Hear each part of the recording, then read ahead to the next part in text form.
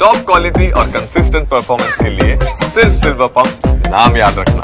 ಕೋಲಾರ ಸಂಬಂಧಪಟ್ಟಂತೆ ಆ ಭಾಗದಲ್ಲಿ ಏನು ನೀರು ತಮಿಳುನಾಡಿಗೆ ಹೋಗ್ತದೆ ಅದು ಕೋರ್ಟಲ್ಲಿ ಸುಪ್ರೀಂ ಕೋರ್ಟ್ ಅಲ್ಲಿ ನೆಗೋಸಿಯೇಷನ್ ಮಾಡಿ ಅಂತ ಹೇಳ್ಬಿಟ್ಟು ಆದೇಶ ಆಗಿತ್ತು.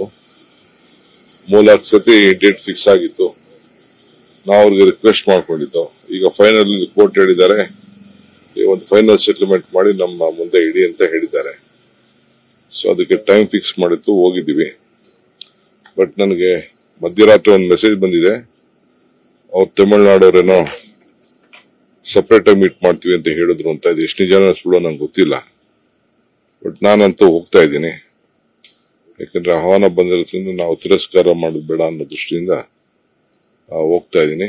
ಹೋಗ್ಬಿಟ್ಟು ಹಾಗೆ ಬೇರೆ ಕೆಲವು ಮಿನಿಸ್ಟರ್ಸ್ನು ಕೂಡ ಕೆಲವು ಇದೆ ಫಾರೆಸ್ಟ್ ಇಲಾಖೆಗೆ ಸಂಬಂಧಪಟ್ಟಂತೆ ಟೈಮ್ ಸಿಕ್ಕಿದ್ರೆ ಅವ್ರನ್ನು ಭೇಟಿ ಮಾಡ್ತೀನಿ. ನಿನ್ನೆ ಕಾಮಗಾರಿ ವೇಳೆ ರಸ್ತೆಯಲ್ಲಿ ಕಂಬ ಬಿದ್ದು ಇಬ್ಬರು ಮಹಿಳೆಯರು ಡೆತ್ ಆಗಿದ್ದಾರೆ. ಕೆಲವು ಸಂದರ್ಭದಲ್ಲಿ ಆಕ್ಸಿಡೆಂಟ್ ಅನ್ನೋದೇ ಇರುವಾಗ್ತದೆ. ಮುಂಜಾಗ್ರತವಾಗಿ ಅಂತ ಕ್ರಮವನ್ನ ಕೈಗೊಳ್ಳುವಂತ ವ್ಯವಸ್ಥೆಯನ್ನ ಮಾಡ್ತೀವಿ.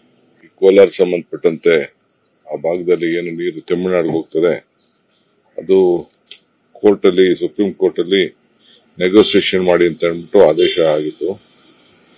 3 ಸತಿ ಡೇಟ್ ಫಿಕ್ಸ್ ಆಗಿತ್ತು. ನಾವು ಅವ್ರಿಗೆ ರಿಕ್ವೆಸ್ಟ್ ಮಾಡ್ಕೊಂಡಿದ್ದು.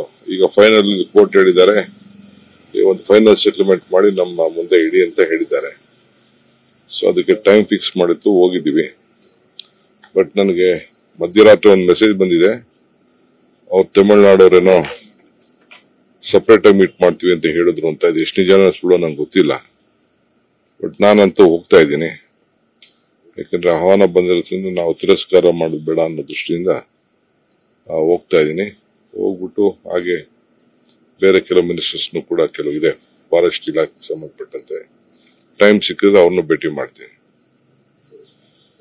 ನಿನ್ನೆ ಕಾಮಗಾರಿ ವೇಳೆ ರಸ್ತೆಯಲ್ಲಿ ಕಂಬ ಬಿದ್ದು ಇಬ್ಬರು ಮಹಿಳೆಯರು ಡೆತ್ ಆಗಿದ್ದಾರೆ. ಕೆಲವು ಸಂದರ್ಭದಲ್ಲಿ ಆಕ್ಸಿಡೆಂಟ್ ಅನ್ನೋದೇ ಇರುವಾಗ್ತದೆ.